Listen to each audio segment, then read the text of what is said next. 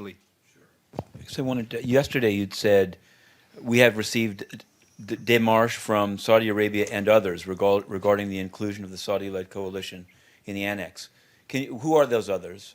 Have you received demarches from any other countries or entities that are part of the Annex? And can you just describe the same, between 1 o'clock or whenever the briefing was and when you said it stands, and your statement at 4 o'clock?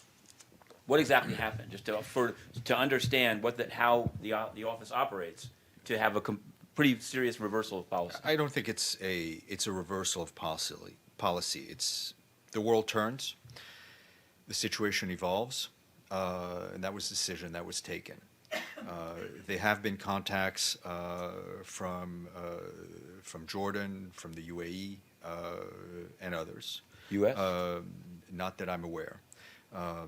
And we have not been contacted by anyone else who's listed in other parts of the report. And if they'd get the same treatment and hearing? As I said, I'm not going to speculate, but as I said, we've not been contacted by anyone else.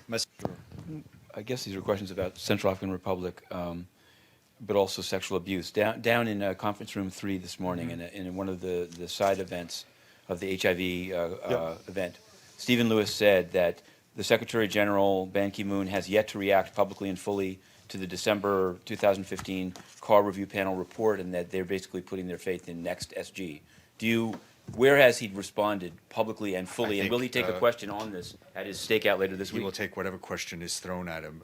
Really? I think the Secretary General has, through the appointment of Jane Ho-Lute, through the actions that have been taken by DPKO and DFS, I think reacted very strongly to the report. There's more transparency, there are more updates, contingents are being removed, contingents are not being replaced. All sorts of measures are put in place. Trust funds were established.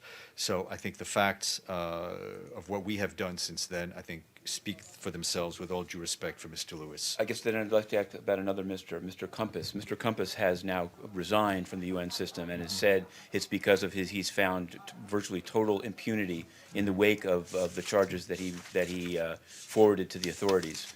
Do you have any comment? Have you seen what Mr. Kompass has said about the UN system, and what's your response to that? No, I mean, we wish Mr. Kompass well.